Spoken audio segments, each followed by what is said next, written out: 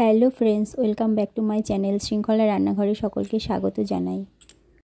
এখানে আমি বড় সাইজের 3টে ফুলকপিকে নিয়ে নিয়েছি।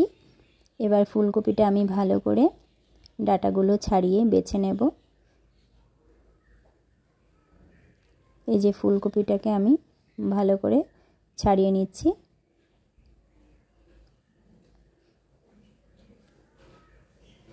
ফুলকপিটা আমার ছাড়ানো হয়ে গেছে। এবার এখানে আমি জল দিয়ে ভালো করে ফুলকপিটাকে ধুয়ে নেব।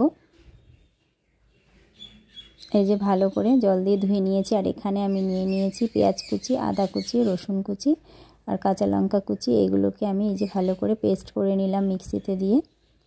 আর এখানে আমি একটা প্যানে জল ফুটিয়ে নিয়ে এই ফুটন্ত জলের মধ্যে ফুলকপিটা আমি হালকা করে একটু ভাপিয়ে নেব। এই যে ফুলকপিটাকে আমি ভাপিয়ে নিয়েছি। আর এখানে দিয়ে দিয়েছি 3টে মতো ডিম। ডিমটাকে ফাটিয়ে নিয়ে আমি এই যে এর মধ্যে দিয়ে দিলাম 1 চামচ জিরের গুঁড়ো, স্বাদ মতো নুন দিয়ে দিলাম, আর দিয়ে দিলাম হলুদ গুঁড়ো। আর এখানে আমি আদা, রসুন, পেঁয়াজ, কাঁচা লঙ্কার পেস্ট হাফটা দিয়ে দেব। এই যে হাফ মতো আমি এখানে দিয়ে দিয়েছি, আর বাদ বাকিটা রেখে দিয়েছি, ওটা আবার পরে কাজে লাগাবো। আর এখানে দিয়ে দিচ্ছি 2 চামচ মতো কর্নফ্লাওয়ার। এবার সমস্ত কিছুকে ভালো করে আমি এই যে মিশিয়ে নিচ্ছি।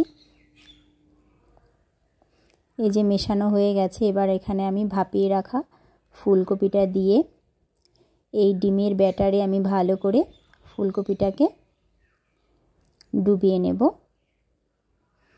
এই যে এরকম আলতো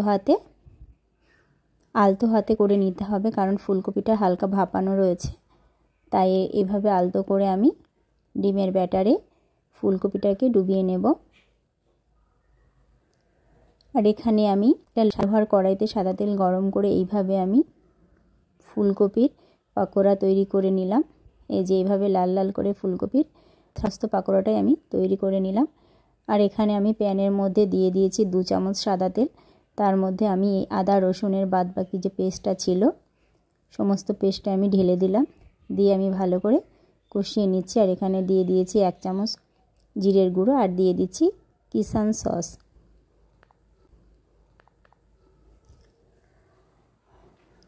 এই যে এখানে আমি কিষান টমেটো সসটা দিয়ে দিলাম।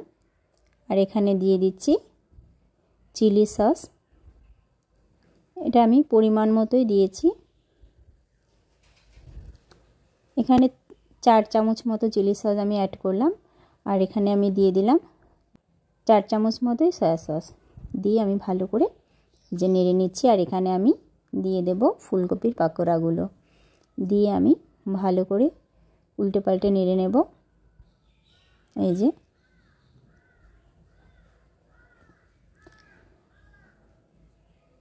যে ভালো করে আমি এই যে নেড়ে নিয়েছি। আমার রান্নাটা কমপ্লিট হয়ে গেছে। এই যে রান্নাটা পুরো কমপ্লিট হয়ে গেছে। এখানে একটা পাত্রে আমি নামিয়ে নিলাম।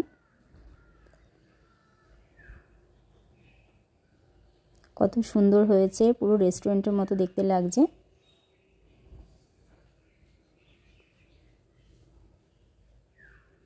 আর এখানে আমি প্লেটে পরিবেশন করে দিচ্ছি। পরোটা, লুচি, রুটি সব কিছুর সাথে এই ফুলকপি চিলিটা কিন্তু দুর্দান্ত লাগে খেতে।